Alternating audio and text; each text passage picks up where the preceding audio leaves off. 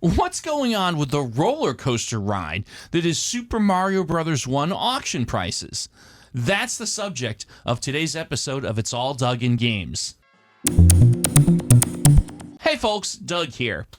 A few weeks ago, we posted a video commenting on some recent results from the Tuesday night Heritage Auction. So Heritage Auction runs auctions every Tuesday night, typically with close to 200 different lots containing mostly retro video games, sealed, complete in box, mostly graded, but you have some oddballs here and there. One result that we thought was really compelling was a lot of 2 copies of Super Mario Bros. For the NES, one Super Mario Bros. 3. It was complete in box, again ungraded, and another, a copy of Super Mario Bros. 1, but it was just the box and the cartridge, no manual. Neither were graded. The auction fetched $2,200 with the buyer's premium. Now, on a good day, a great copy of Super Mario Bros. 3, complete but ungraded, fetches no more than a few $100s. A copy of a loose cartridge for Super Mario Bros. 1 for the NES, even if it's in pristine condition, I've rarely seen anyone pay more than 30 or 40 bucks on the high end for the cartridge. So what that means is that someone at auction willingly paid close to $2,000 for a box from Super Mario Bros. 1. Interesting. Especially when you look at the results of the most recent Tuesday night Heritage Auction as of this recording. In that auction, a graded copy, complete in box, of Super Mario Bros. 1 for the NES, rated at 8.0, fetched $444 at auction with the buyer's premium. A complete copy. Granted, it was 8.0, so it wasn't pristine, but then again, the other box from the previous auction was completely ungraded, and no one can really know for sure what it would have graded when it was sent in. So why the disparity? $2,000 for a box versus $444 for the entire thing graded. People might be shaking their heads and wondering, and they would be right to do so. As it turns out, there's a lot more than meets the eye to the Super Mario Bros. 1 market for the NES.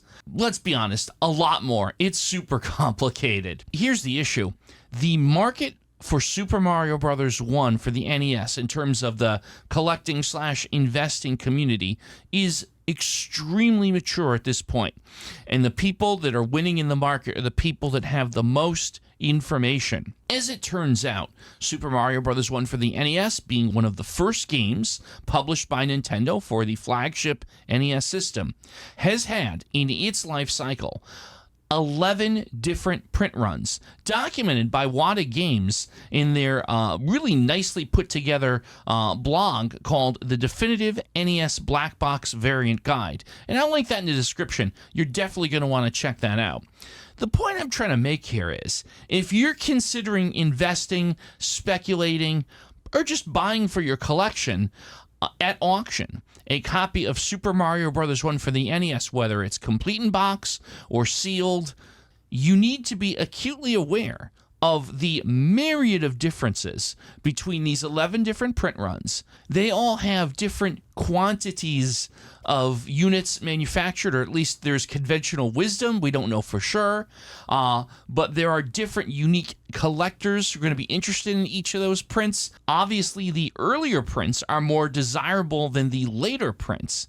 But there is a lot more to determining the value of this game than, for example, looking at the Nintendo seal of quality, whether it's circular, meaning an earlier print, or oval, meaning a later.